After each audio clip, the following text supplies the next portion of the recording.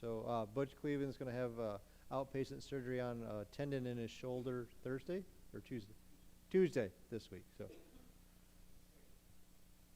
that's Sarah, you said? Okay. So we're going to do a review of the last half of Genesis chapter 37. Joseph is the main character. His brothers set a trap for him. They plan to murder him. Reuben has a plan to save Joseph. He convinces his brothers not to kill him outright, but to put him in a pit, and he's going to come back and rescue him.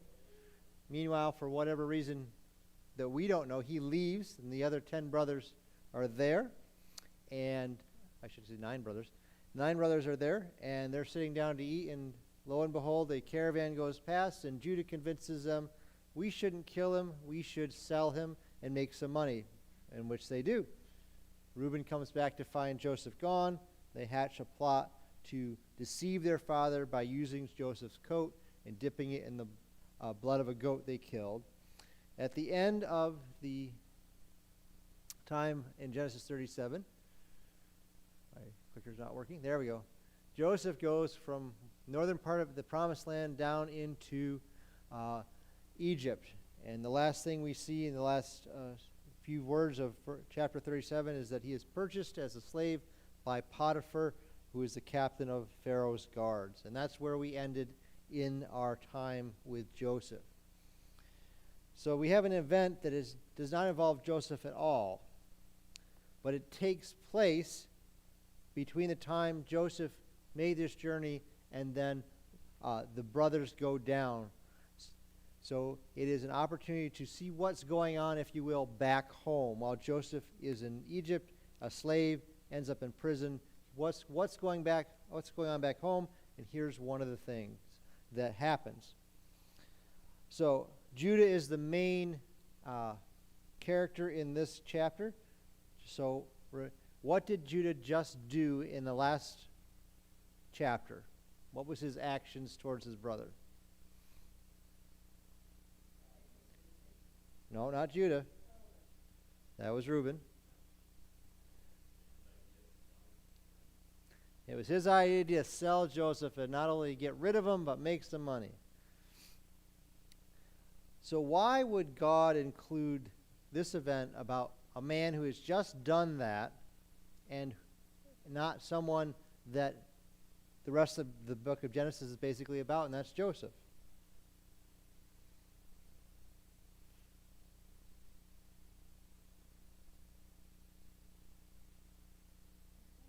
Good question. All right. Well, that's why I asked it. Thank you.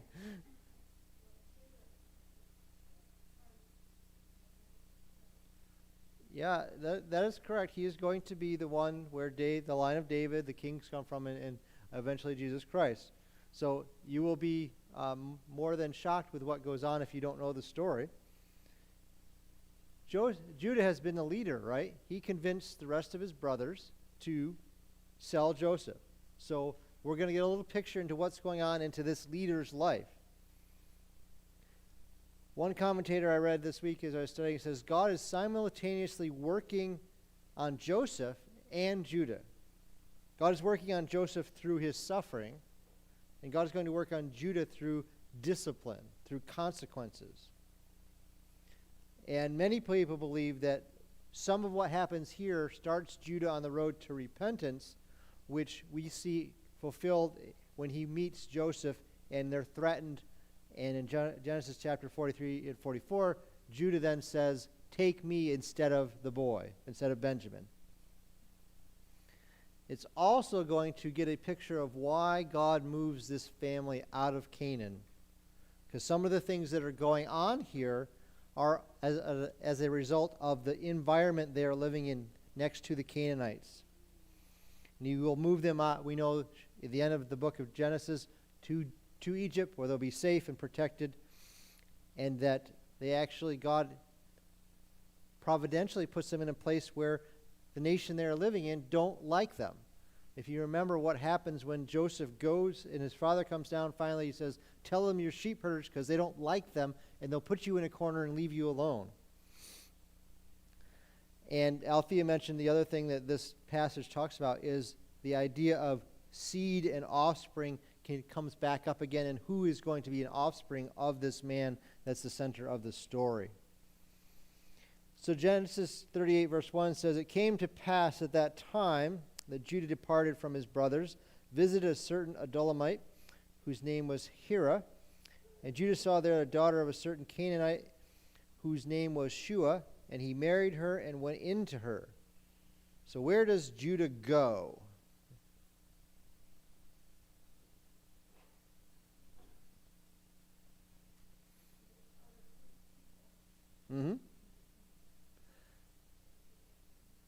Yeah, so he goes away from his brothers at this point.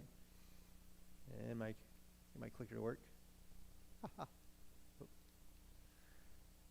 Wait, it's not very big, but down about 6:30, 7 o'clock is where we believe this event took place. So he goes, if the chronology is immediate, he leaves Dothan, goes down here to his friend. We don't know how he knows this man, but he knows this man. He goes down to visit his friend. When he gets there, what does he do?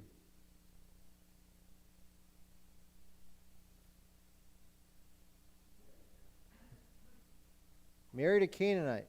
He finds a wife. Now, there's been a lot of text included in Genesis about how Isaac found a wife and how Jacob found a wife. What's different about this one? About how Judah finds a wife? Chose her himself. Okay, good. No, that might be a good thing knowing what happened to Jacob. No father-in-law involved. No father involved, unlike Isaac and Jacob's father. Certainly doesn't seem like God is involved in any place. He sounds a lot like Esau, right? Just went out and found a wife. That's kind of the way Esau found his wives, plural. So what does this tell us about Jacob? Because, as was mentioned, that there was no father involved.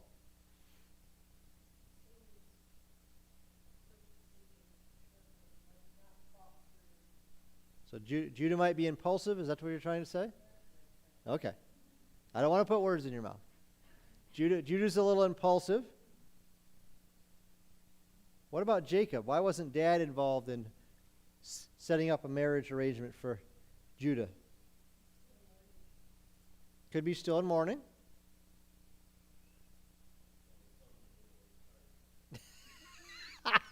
He had too many sons. He didn't know where to start. You're on your own, boys. Just go do what you want to do.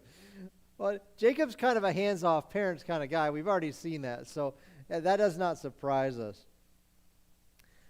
So Jacob wasn't involved. Judah is now married. Let's see what happens from there in the next few verses.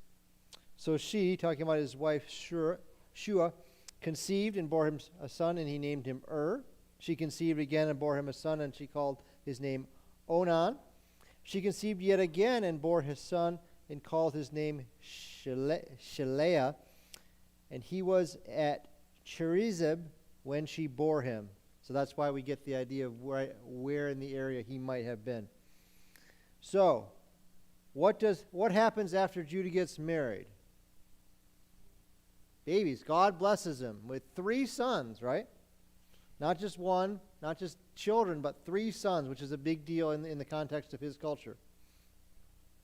So, in terms of amount of time that has passed, what's the minimum amount of time that has passed? At least 3 years. Now, more than likely, how much time has passed? 6, 8, maybe 10. So we have a chunk of time here. Remember, Joseph's in Egypt, and he's there approximately 20 years before his brothers show back up. So we have 6, 8, 10 years go by, and he's got 3 children, 3 sons. Then Judah took a wife for and his firstborn, and her name was Tamar. So now, how much time may have passed if is ready to get married? 8. So we might be at the end of Judah, getting ready for the famine, getting ready for them to go down to Egypt. So he's married. How did find a wife? Dad chose. Interesting, right? He chose his own, but now he's choosing for his son. What do we know about the woman he chose to marry Nothing. She had a name. She had a name, Tamar, which is very, very likely a Canaanite. So the expectation is this woman is a Canaanite, or at least she's not an Israelite in any way connected with them. But he chose her, and now he has a daughter-in-law. So we have a happy marriage, honeymoon, but Judah's firstborn, verse 8, was wicked, or 7, he cited the Lord, and the Lord killed him. What happened to He was bad. How bad was he? I was thinking that too. Vicki said he must have been really bad. No one else has gone through this. And I have this question in my notes. After all we have seen in this family, how bad do you think had to be for God to stop giving him grace? You know, it might not be how bad, but what specifically he did. Maybe he blasphemed God or did something along those lines. But it was something so serious that God, not that he just died. It specifically says, the wicked in the sight of the Lord, and the Lord killed him. So that's not a good sign, right? You're not in a good position when God decides, I've had enough of you, I'm going to kill you. Then Judah said to Onan, go into your brother's wife and marry her and raise up an heir to your brother. So what's the next step in the marriage process for Tamar?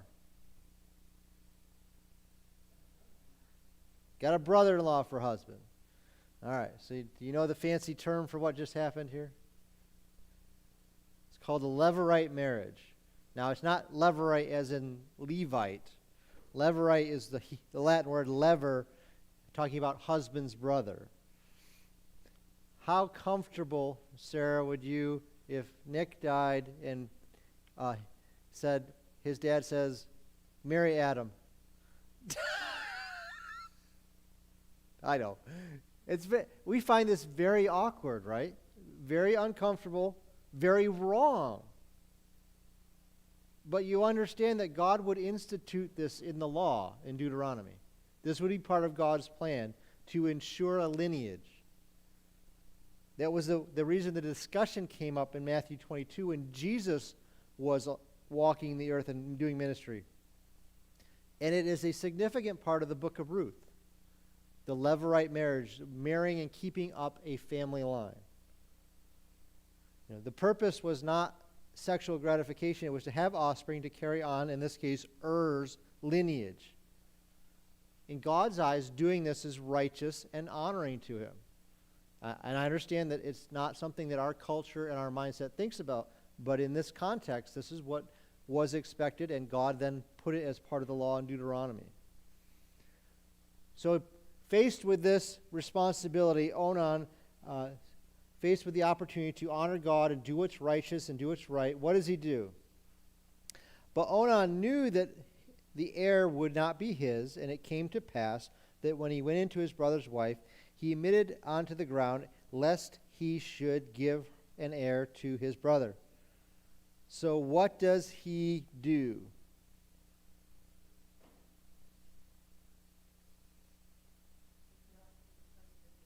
Not his brotherly duty.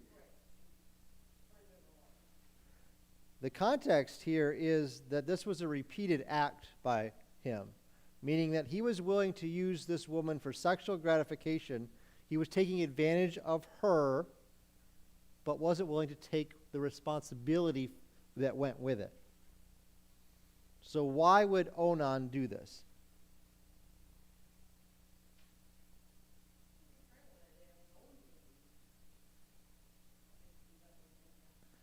Think about the process here. If is dead, who's the oldest brother? Onan. But if there's a child that's of Er's line, then he gets kicked to the second spot again. He would be the oldest brother. He would get the biggest inheritance. He was basically selfish. Here's what God has to say about that. And the thing which he did displeased the Lord, therefore he killed him also. What does God have to say about Onan's choices? You know better than your brother. What part of this does God view as wicked enough to kill Onan? Because we have a little better idea this time what the issue is. Not continuing the line, okay.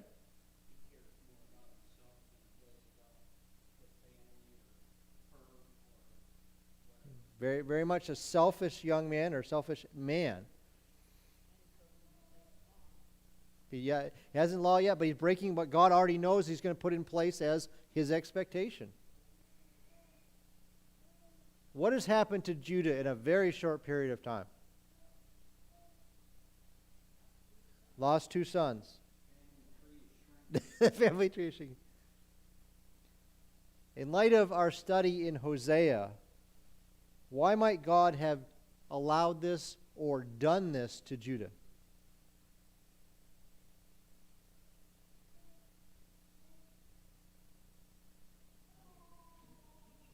Certainly tries to teach him. Okay, good. Rejecting God. What has he done to his father? What did Judah have done to his father?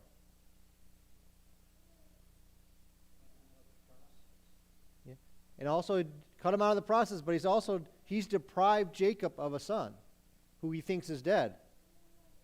So now, in somewhat ironic or karma, which we don't believe in, but God uses that to say, look, this is what you put your father through. And this is why, in part, people say this is where Judah starts to wrestle with the fact of what he's done and then ends up presenting himself as a true repentant individual later in the book.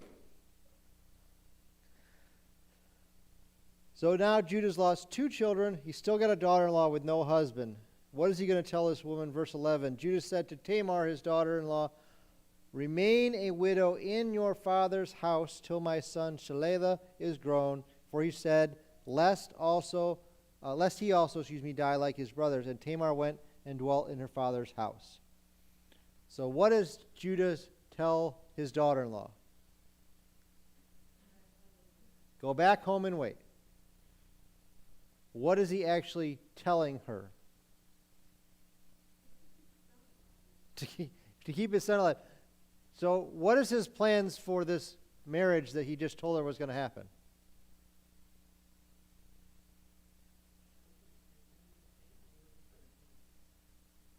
Possibly. He sent her away lest also he die.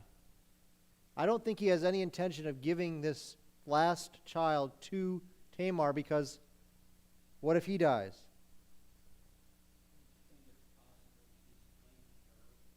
Oh, I agree, yeah. Superstitiously saying she's the problem. In our terminology, she's a black widow. Instead of saying what we know, God judged 2 sons for their disobedience and wickedness. He's blaming it all on the girl, on the woman, and saying, if I don't let my son marry her, everything will be all right. The other thing is, if he knows what kind of sons and Onan were, what kind of son is the third one? Is he going to do something foolish and he's going to die? Whoever he's blaming, the reason his 2 sons are dead is because of their own personal sin and disobedience. If his third son is actually wicked, is he going to keep him safe and protect him in any way? No. God will do what is right, what is necessary. Now, what should he have done for his daughter-in-law?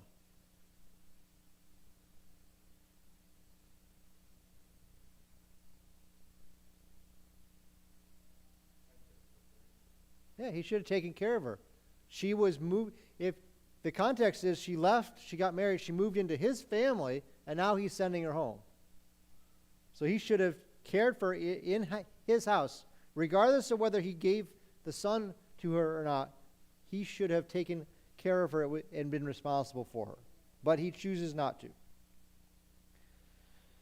So Tamar's gone. It's just he and Shalala in verse 12. Now in the process of time, so this is kind of a generic statement. At some period of time passes. We're not sure which. It's very hard to determine. The daughter of Shua, Judah's wife, died, and Judah was comforted and went up to his sheep shearers at Timnah, he and his friend Hira the Adullamite. So, another child dies, and what does Judah do?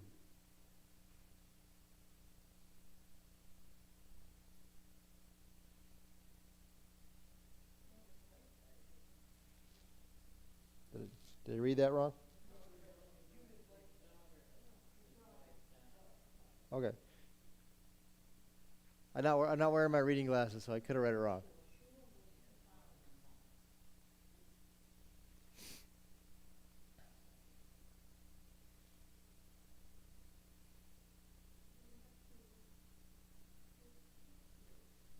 He went up to his sheep shearers, and who did he hang out with? His friend. Now, what happened the last time he hung out with this guy? He got married. Sort of a spur-of-the-moment thing. But he goes up there, spends time with him, and then, verse 13, and it was told to Tamar, saying, look, your father-in-law is going up to Timnah to shear his sheep. What is Tamar thinking at this point in her relationship with Judah?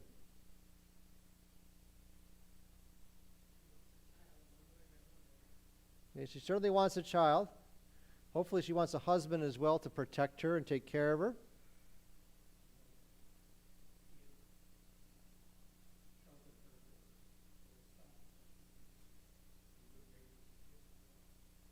Okay, she expects certain things from Judah. How long has she been waiting for this third husband? That sounds really bad, by the way. A while.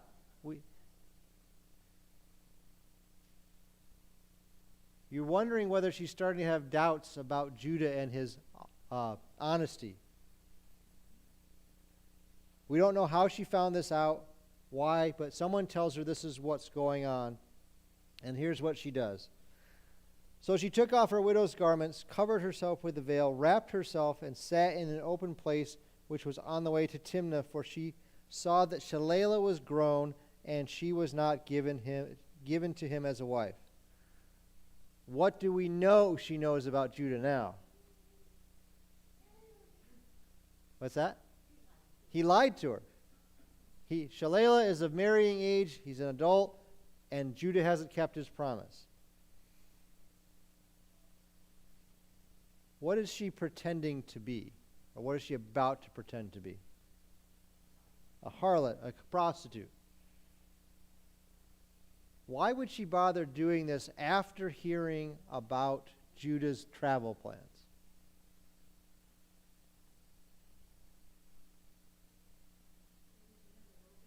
He has a roving eye. That's a very nice way to say it. I just wrote in my notes, I said, I think she knows what kind of man Judah is. So he is going up there, and the expectation is he is going to be unfaithful, to look for companionship.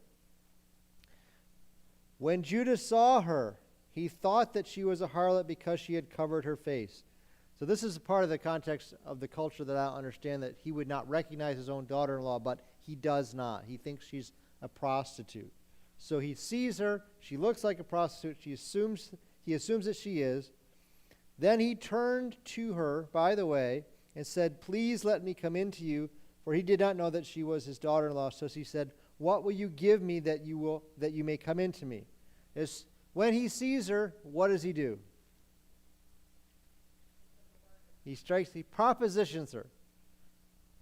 I want to have sex with you. And she says, what do you got to offer? She plays the part, what's expected. Verse 17, he said, and I will send you a young goat from the flock.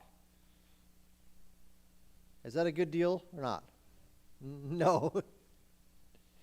Why do you think he offers her that rather than money? Could be broke, might not have any money on him. Did he have the goat with him? No. What might he be trying to do? What's that?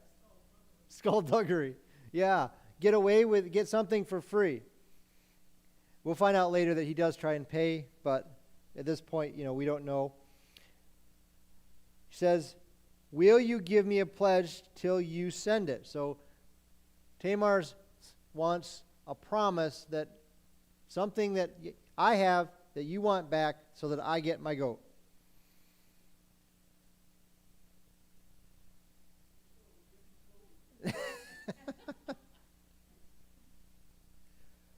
Why would Tamar ask this question of Judah?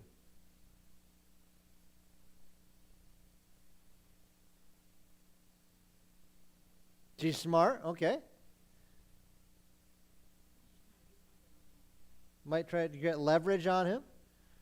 I still think that this was probably an expected response, because how do you know this guy's going to come back? I mean, if you don't know him, how are you going to trust him? Right, but I mean, if she was just simply a prostitute and some guy is willing to say, I'll send you a goat later, not a good deal. But, so here's what Judah's offer is. Then he said to her, what pledge shall I give you? So she's offering her the opportunity to name something that she's willing to take until he can send her the goat. Your signet cord and your staff that is in your hand. So what does she ask for?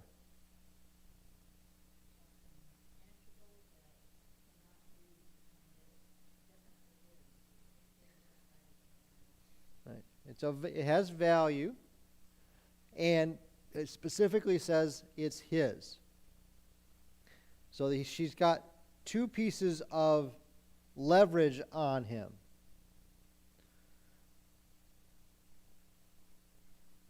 Then he gave them to her.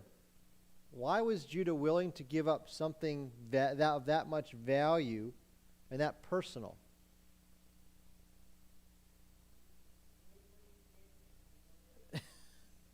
And he wanted sexual gratification. Yeah. At this point, he figures, I'm going to get him back. All it's going to cost me is a goat, which I offered in the first place. So he agrees.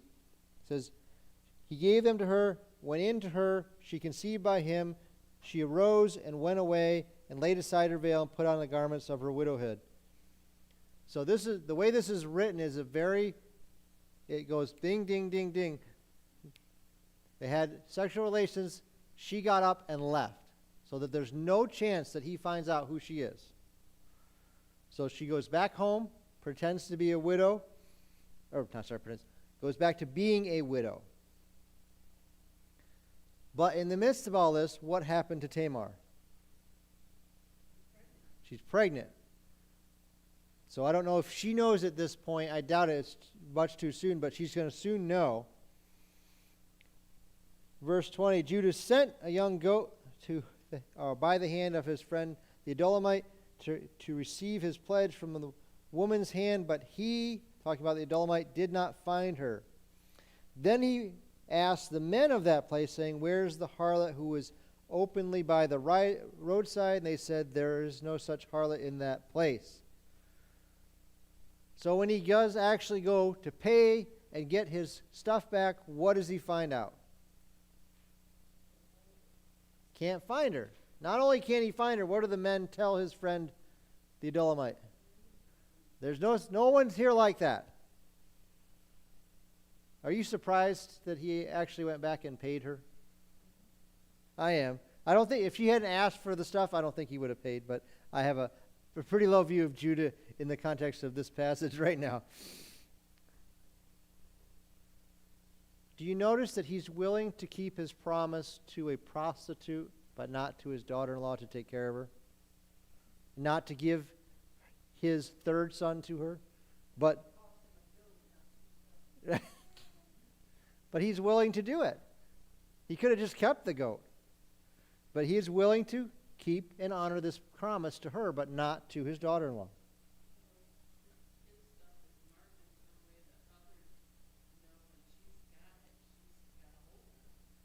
I'm not saying that he's not smart about it. I'm just notice the difference. He chose this woman to be a wife, and he wouldn't keep his promise to her, but he will keep his promise to the prostitute. So it's an interesting set of values we're looking at right here. So we found out there is no harlot. So he, the Adullamite, verse 22, returned to Judah and said, I cannot find her. Also, the men of that place said there was no harlot in this place.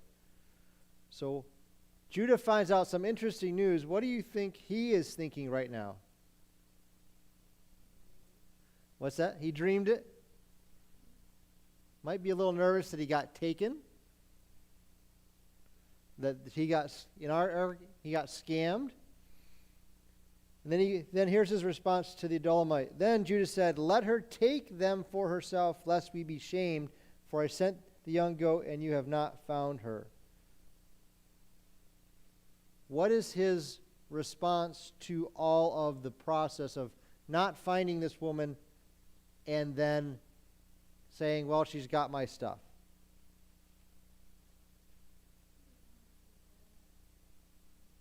Yeah, he doesn't want to be embarrassed. There's a sense of pride that I don't want people to know, although, as we've already seen, the stuff that he has or left with her can identify who he was, but he assumes nothing's going to happen. So that kind of ends that episode or incident. And then verse 24, and it came to pass about 3 months after the event, that Judah was told, saying, Tamar, your daughter-in-law, has played the harlot. Furthermore, she is with child by harlotry. So what does Judah find out?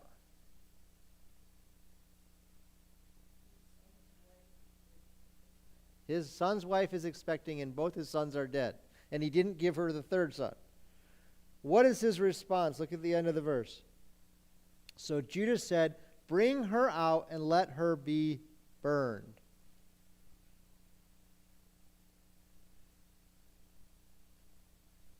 What do you think of Judah's response to Tamar's unfaithfulness?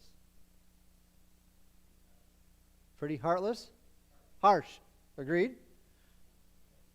He's trying to protect himself.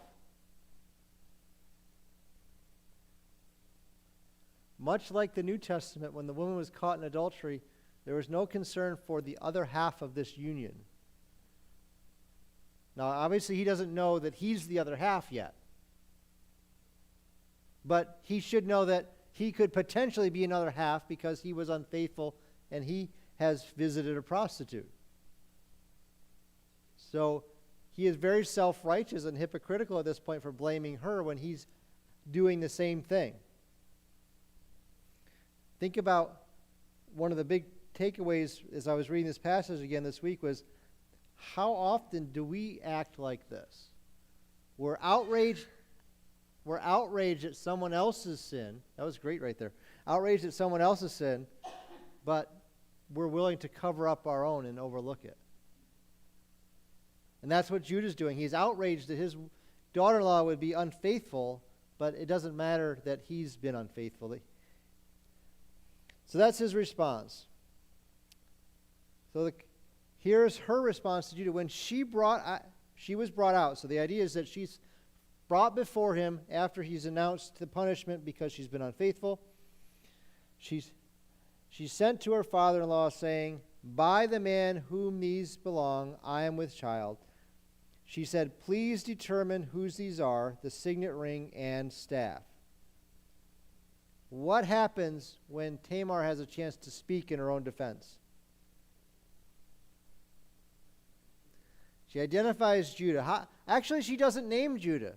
What does she do? figure out, yeah, here's some stuff I have.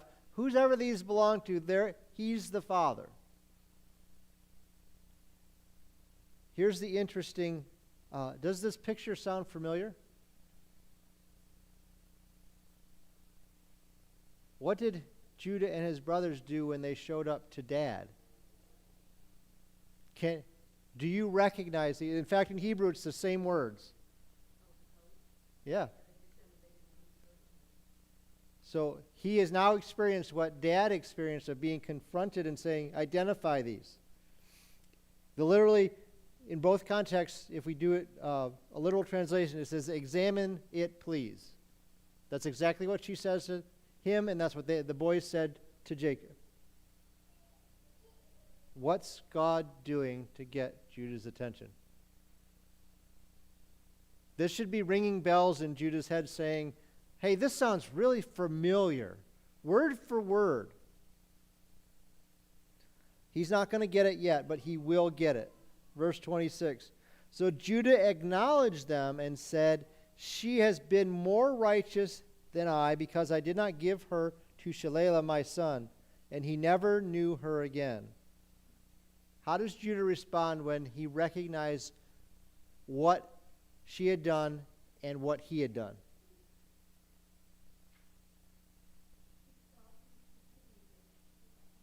Saw his disobedience, his fact that she was more righteous than he was, doing what was right. Thankfully, he chooses not to have sex with her again. So let's see what the result of the birth is. Verse 27, it came to pass at the time for giving birth, that behold, twins were in her womb. So it was that when she was giving birth, that one put out its hand. The midwife took a scarlet thread, bound the hand, saying, this one came out first. Then it happened that as he drew back his hand, that his brother came out unexpectedly, and she said, how did you break through? This breach be upon you. Therefore his name was called Perez. Afterward his brother came out and had the scarlet thread on his hand, and his name was Zerah. So what does God give to Tamar? I was going to say Tamar. A very painful birth. No offense, I have no experience with birth, but I don't think any birth is like pain-free. And just something about that in Genesis.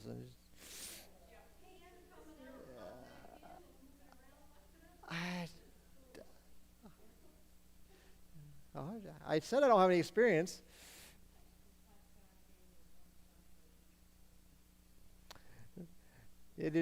Twins, possibly God's grace for the loss of two husbands. Now, we can't say that, but that's an observation that I found this week as well, Barb. What are the significance of the two children that were born?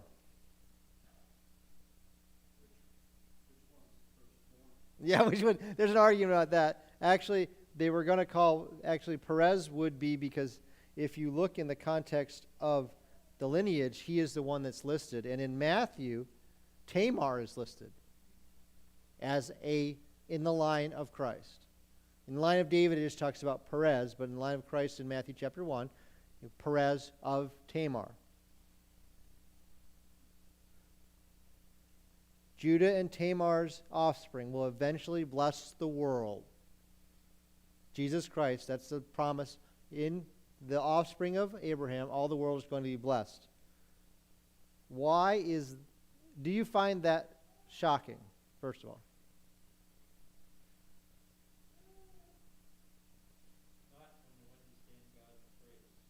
All right. So I agree with you, Ed. You got to go a little farther for me.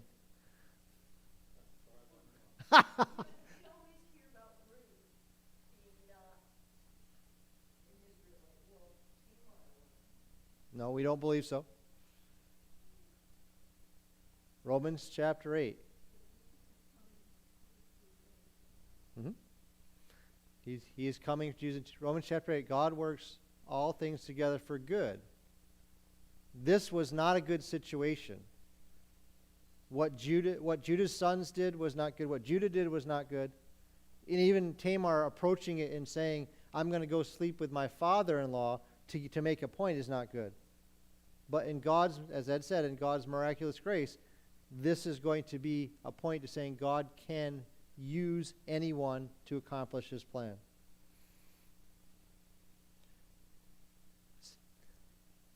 Thoughts, questions, comments about Judah and Tamar?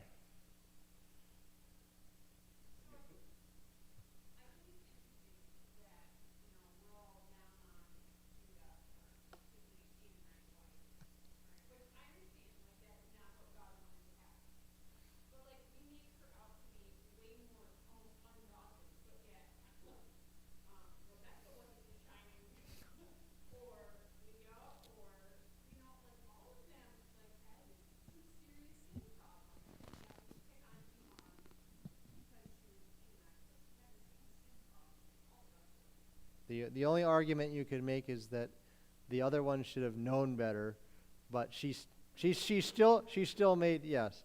No one's more sinful than anybody else, and that's a good point to not to gradiate who's more sinful than someone else.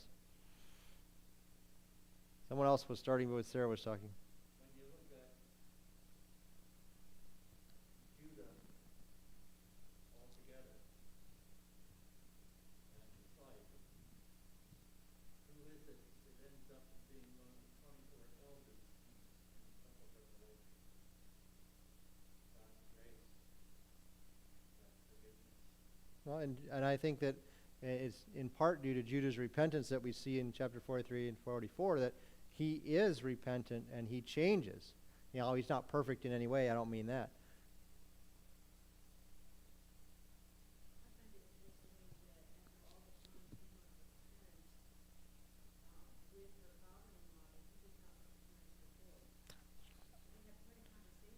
Hmm?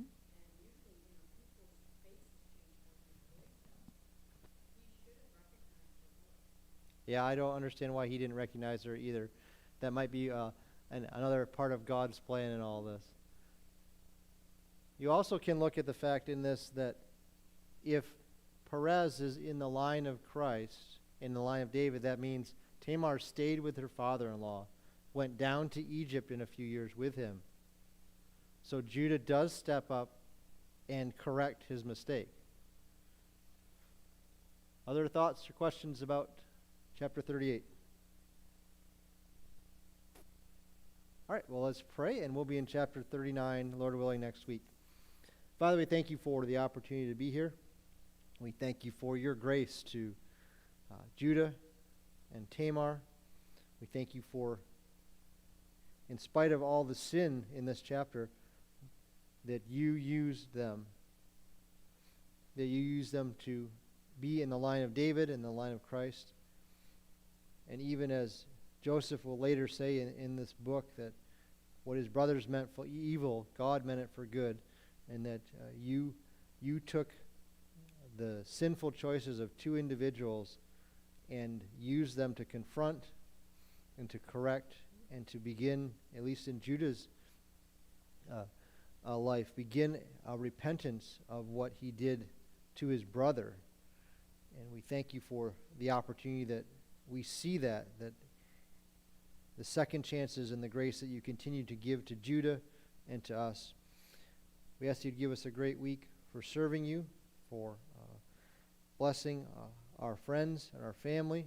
We think again especially of Rob as he goes up and starts his treatment, that you would be especially close to he and Cindy. May you give us wisdom as we encourage them, pray for them, and do our best to serve them over the coming weeks ahead. We thank you for this. We thank you for what you're going to allow us to do this week, how you're going to use us. We ask this all in your name. Amen.